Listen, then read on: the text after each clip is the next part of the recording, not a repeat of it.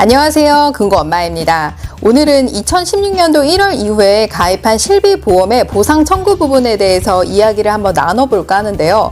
사실 실비보험을 가입하고도 타먹을 게 없어요 라고 하시는 분들도 있고, 또 막상 청구를 했는데 이 부분이 안 되더라 라고 하시는 분들도 계시더라고요.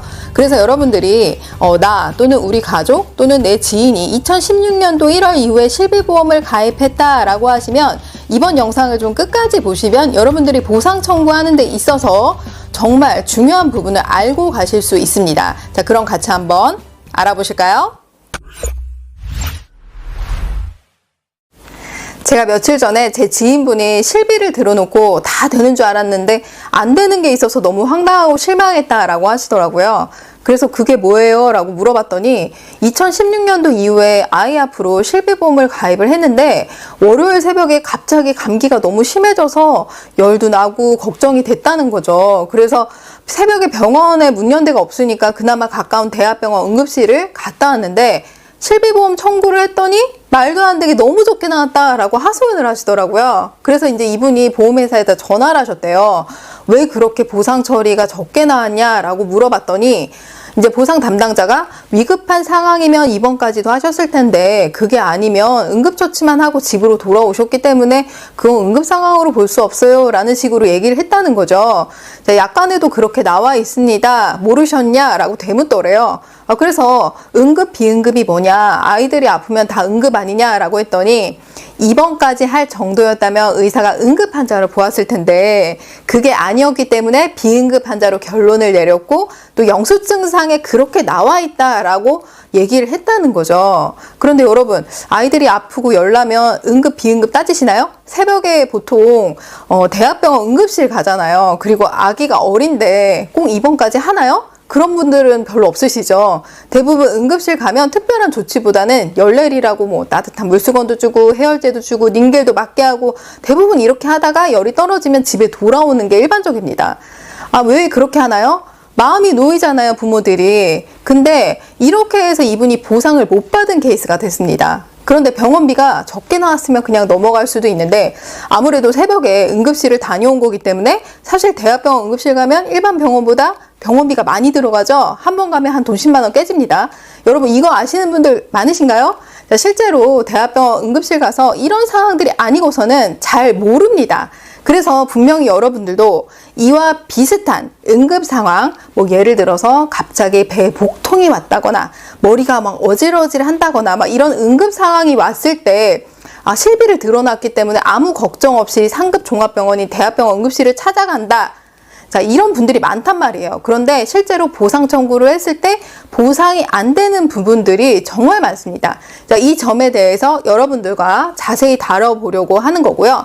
제가 오늘 영상에서 말씀드리고 싶은 것은 2016년도 1월 이후에 가입한 실비보험의 응급 상황이 이 병원에 따라서 보상이 되는 부분과 안 되는 부분이 있다라는 점을 알아볼까 합니다. 자, 그러니까 여러분들이 2016년도 1월 이후에 실비보험에 가입을 했거나 내 가족 또는 지인이 가입을 했다면 오늘 영상을 좀 공유해 주시면 도움이 될 것 같습니다. 자, 먼저 2016년도 이후의 약관을 보게 되면 보상하지 않는 부분에 대한 변경사항이 있습니다. 이 부분이 2016년도 1월 이후에 가입한 사람들은 보장이 안 되고 그 전에 가입한 사람들은 상관없이 보장이 된다라는 거예요.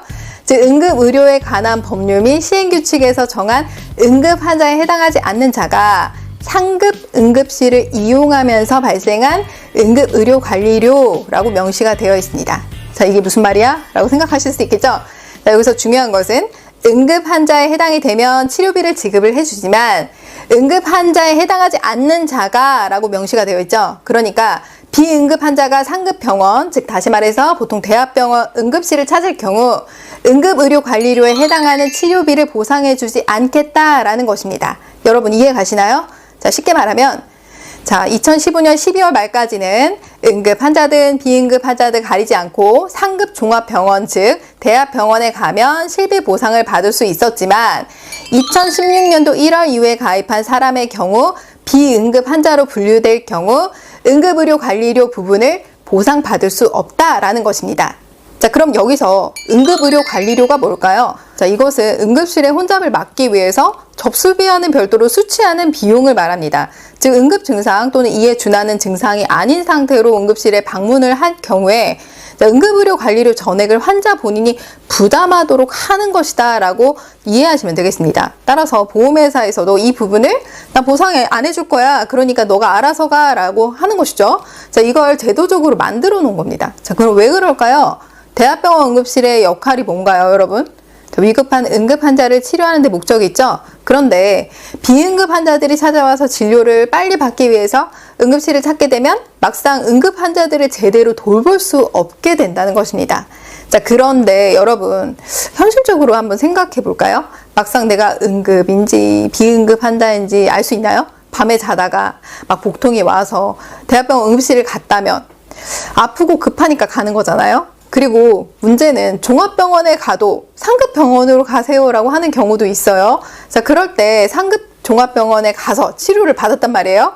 자, 응급 환자가 아닌 걸로 만약에 분류가 됐다. 그러면은 실비 보상을 받을 수 없게 되는 것입니다. 사실상 내가 갑자기 아프고 증상이 있으면 사실 응급, 비응급 구분짓고 가는 게 쉽지가 않습니다. 그러니까 사실 실비 보험을 가입하고도 보상을 못 받게 되면 억울하다고 느낄 수밖에 없게 되는 것이죠. 그렇다면 응급 증상과 응급 증상에 준하는 증상이 뭘까요? 자, 보시는 것과 같은 증상들입니다. 먼저 응급 증상부터 보실까요? 자, 여러분 보이시나요? 자, 그 다음에 응급 증상에 준하는 증상도 한번 보시죠. 자, 여러분, 이런 증상들 말고는 비응급 증상입니다. 사실 응급 환자 기준 같은 경우 어느 정도 이런 가이드라인이 있지만 응급 환자, 비응급 환자 판단은 결국 누가 하게 되나요? 네, 의사가 정하게 됩니다. 자, 뭐 그래도 2016년도 1월 이후에 내가 또는 가족들이 이 실비보험에 가입을 했다 하면 억울해도 이 부분은 바꿀 수가 없으니까 여러분들이 자세히는 알고 계셔야 되겠죠. 여기에서 자, 상급 종합병원이란 일반적으로 대학병원을 말하는 거예요. 국내 45군데가 있습니다. 가끔 병원 규모가 커서 내가 찾은 응급실이 상급 종합병원인지 종합병원인지 헷갈릴 때가 있거든요. 자, 상급 종합병원에서 응급실을 찾을 때는 비응급 상황일 때 안 나오지만 종합병원일 땐 상관없이 나온다는 거예요. 자, 그럴 때 네이버에서 건강보험 심사평가원을 검색해 보시면 여러분들이 쉽게 이 상급 병원인지 종합병원인지 일반 병원인지 다 확인이 됩니다. 자, 그럼 저와 함께 같이 찾아보도록 하겠습니다. 네이버에서 건강보험 심사평가원이라고 검색을 합니다. 그리고 접속해서 들어가면 병원 조건 검색이라고 있는데요. 이걸 클릭하시게 되면 병원 규모별로 나오게 됩니다. 상급 종합병원 클릭하고 아래쪽에 검색 버튼 눌러볼까요? 그러면 여러분들 집 근처에 있는 대학병원들 위주로 검색이 됩니다. 가장 가까운 거리부터 먼 거리까지 나오고요. 그리고 종합병원 클릭하고 아래쪽에 검색 버튼을 누르게 되면 비응급 환자라고 하더라도 응급실을 내원할 경우 실비 적용이 되기 때문에 이렇게 검색을 해서 여러분들 집 근처에 있는 종합병원을 방문하실 수도 있습니다. 여러분 잘 보셨나요? 찾아보기 쉽죠? 그리고 여러분들이 여기서 착각하시면 안 되는 두 가지가 있습니다. 하나는 2016년도 1월 이후에 실비보험에 가입한 사람일 경우에만 해당이 된다라고 보시면 되는 것이고요.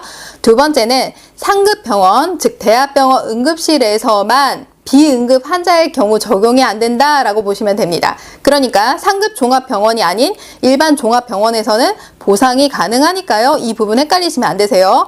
자, 좀 전에 알려드린 방법으로 종합병원을 먼저 검색을 해보시고 방문을 하실 수 있으시면 종합병원을 먼저 방문을 해보시는 게 좋겠죠? 그리고 나서 여러분들이 만약에 상급 종합병원에 갈 수밖에 없다라고 하면 여러분들이 이제 뭐 내가 응급인지 비응급 환자인지 확인하실 수가 없잖아요. 그럴 때는 가장 쉬운 방법이 있습니다. 여러분들의 진료비 영수증을 통해서 확인이 가능한데요. 진료비 영수증을 보시게 되면 진료비하고 괄호치고 응급의료관리료라고 되어 있습니다. 이 부분에 또는 진찰료라고 되어 있기도 해요. 자, 이 부분에 보시면 전액 본인 부담금 란에 금액이 기재가 되어 있다. 보통 한 5만 원에서 7만 원 정도 발생하거든요.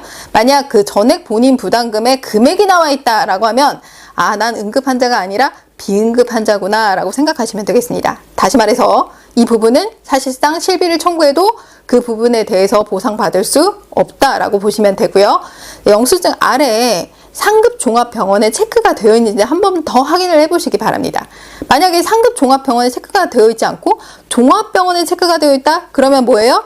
자, 본인 부담금 란에 금액이 기재가 되어 있어도 보상을 받을 수 있겠죠? 자, 이렇게 오늘 2016년도 1월 이후에 실비보험 가입자가 응급실 내원할 때 알아둬야 할 사항들을 저와 함께 체크를 해보았습니다. 여러분, 오늘 영상 어떠셨나요? 도움이 되셨나요? 자, 도움이 되셨다면 좋아요와 구독하기 눌러주세요.